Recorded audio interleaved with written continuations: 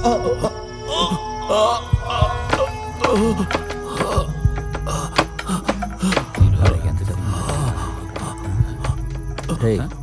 కిటికీ రెక్క ఊగుతుంది ఏంటో చూడు.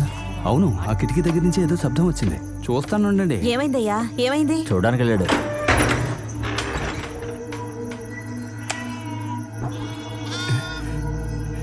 అన్నా, గొర్రెలు ఎవరు ఇప్పిస్తారు? ముందు పైకి వెళ్ళి చూడరా ఏమైందో. ఏమైంది? చూస్తానుండండి. రండి రండి, త్వరగా రండి.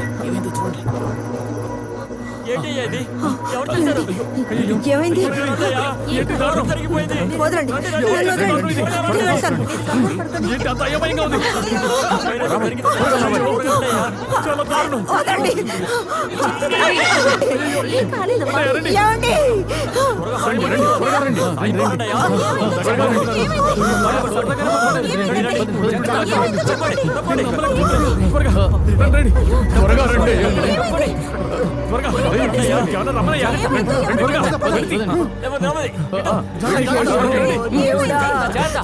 ఘోరం జరిగిపోయింది.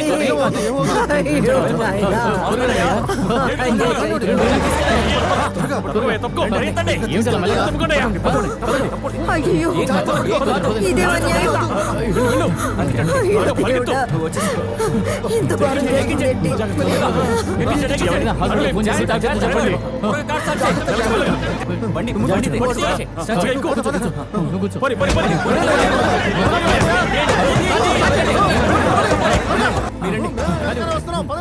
మళ్ళీ ఈ మట్టి రక్తాన్ని చవి చూసింది.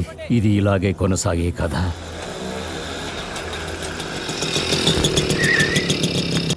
బాబాయ్ త్వరగా కూర్చో, బాబాయ్ త్వరగా కూర్చో.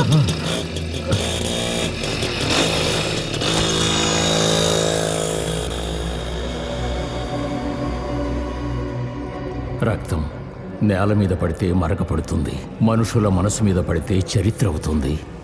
రాజాధిరాజులు రక్తం చిందించిన కథలే చరిత్రలో నిలిచాయి. ఈరోజు కోడేరులో ఇది చాలా పెద్ద కథ అవుతుంది. ఎందుకంటే పొడిచింది ఊర్లో పెద్ద మనిషిని. సోమలింగమూర్తిని పొడి చేశారు. సోమలింగమూర్తిని పొడి చేశారు. సోమలింగమూర్తిని పొడి చేశారు.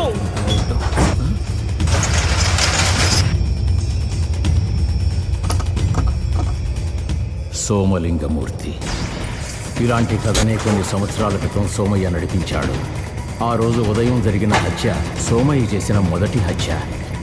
చెప్పాలంటే ఊళ్ళోనే పెద్ద సంఘటన.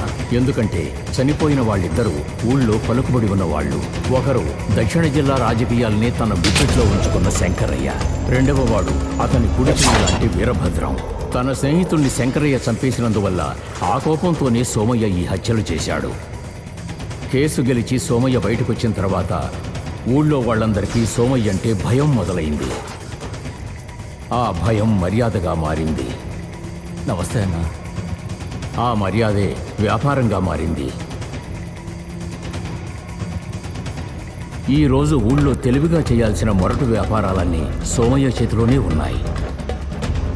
ఆయనతో నీడలా ఉండే నేను ఆయన బావని. నా పేరు మాధవయ్య.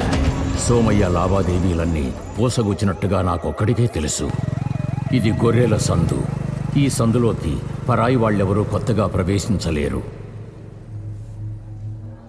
ఈ ఊళ్ళో ఉన్న వాళ్ళందరూ సోమయ్యకి బంధువులే. ఆ నూనె తీసుకురండి. ఈమె సోమయ్య భార్య. తను సోమయ్య చెల్లెలు. ఈమె చెల్లెలి కూతురు చంప. దేవుడికి పెట్టేది ఎంగిల్ చేస్తావా? ఇతను సోమయ్య ఒకే కొడుకు పట్టాభి. ఈమె పట్టాభి భార్య రమాదేవి. నా కూతురే. ఇలా ఊళ్ళో ఎటువైపు చూసుకున్నా సోమయ్య బంధువులే కనిపిస్తారు. వేటగాడిని చూస్తే అడవిలోని కోడిపుంజులన్నీ భయపడుతుంటాయి. ఆ భయం వేటగాడిని చూశా? వాడి దగ్గరున్న వేట కుక్కను చూసి. అలాంటి ధీటైన వేట కుక్క సోమయ్య దగ్గరుంది. తలారి.